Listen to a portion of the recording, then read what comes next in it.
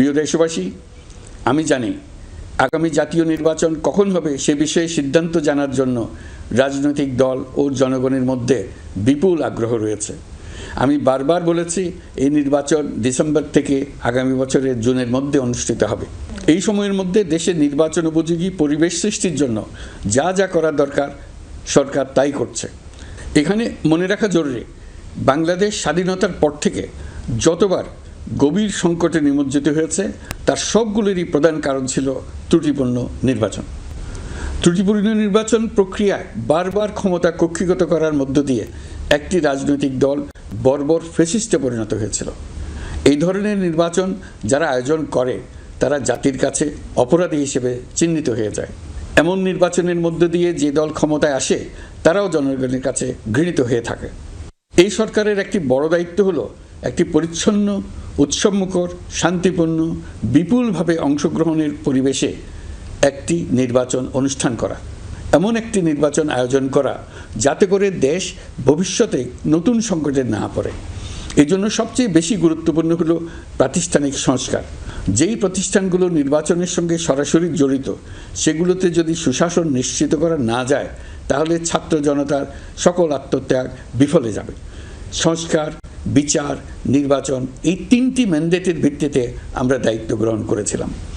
সেই বিবেচনায় আগামী রোজার ঈদের মধ্যে সংস্কার ও বিচারের বিষয়ে আমরা একটি গ্রহণযোগ্য জায়গায় পৌঁছতে পারব বলে বিশ্বাস করি। বিশেষ করে মানবতাবিরোধী অপরাধের বিচার, যা কিনা জুলাই গণ অভ্যুত্থানের শহীদদের প্রতি আমাদের সম্মিলিত দায়, সেই বিষয়ে আমরা দৃশ্যমান অগ্রগতি দেখতে পারব। এতে আমাদের উপর আপনাদের অর্পিত ম্যান্ডেট ন্যূনতম হলেও বাস্তবায়ন করে যেতে পারব। সেই বিবেচনায় ও ইতিহাসে সবচেয়ে অবাধ, সুষ্ঠু, প্রতিদ্বন্দ্বিতামূলক ও গ্রহণযোগ্য নির্বাচন আয়োজনের জন্য সকল পক্ষের সঙ্গে আমরা আলোচনা করেছি। পাশাপাশি বিচার, সংস্কার ও নির্বাচন সংক্রান্ত চলমান সংস্কার কার্যক্রম পর্যালোচনা করে আমি আজ দেশবাসীর কাছে ঘোষণা করছি যে আগামী জাতীয় নির্বাচন 2026 সালের এপ্রিলের প্রথমার্ধের যে কোনো একটি দিনে অনুষ্ঠিত হবে। এই ঘোষণার ভিত্তিতে নির্বাচন কমিশন উপযুক্ত সময়ে আপনাদের কাছে নির্বাচনের বিস্তারিত রোডম্যাপ প্রদান করবে। আমরা এমন নির্বাচন চাই যা দেখে অভ্যুত্থানের শহীদদের আত্মা তৃপ্তি পাবে, তাদের আত্মা শান্তি পাবে। আমরা চাই আগামী নির্বাচনে সবচেয়ে বেশি ভোটার, সবচেয়ে বেশি প্রার্থী ও দল অংশ নেক। এটা সবচেয়ে অবাধ, সুষ্ঠু ও নিরপেক্ষ নির্বাচন হিসেবে জাতির কাছে স্মরণীয় হয়ে থাকুক।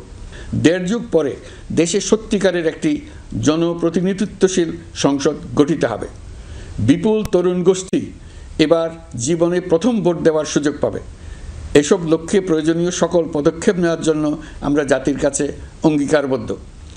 আমি দেশবাসীর প্রতি আহ্বান জানাই, আপনারা সকল রাজনৈতিক দল এবং আপনাদের এলাকার প্রার্থীদের কাছ থেকে সুনির্দিষ্ট অঙ্গীকার আদায় করে নেবেন যেন আগামী সংসদের প্রথম অধিবেশনেই যেসব সংস্কারের প্রশ্নে ঐকমত্য অর্জিত হয়েছে তা কোনো প্রকার কাটাছেঁড়া ছাড়াই যেন তারা অনুমোদন করেন।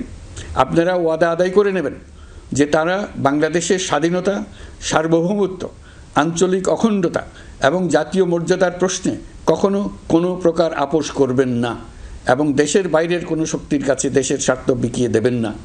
আপনারা তাদের কাছে সুনির্দিষ্ট প্রতিশ্রুতি আদায় করে নেবেন এই মর্মে যে তারা কখনোই কোনো অবস্থাতেই আপনাদের গণতান্ত্রিক অধিকার ও মানবিক মর্যাদা ক্ষুণ্ণ করবেন না।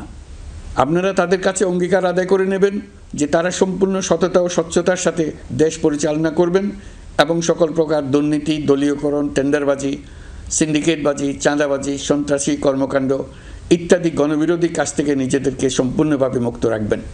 আমি আপনাদের আবারও স্মরণ করিয়ে দিতে চাই যে এবারের নির্বাচন শুধু শান্তিপূর্ণ নির্বাচন করার বিষয় নয়, এটা ছাত্র জনতার অভ্যুত্থানের আকাঙ্ক্ষা নতুন বাংলাদেশ গড়ার নির্বাচন।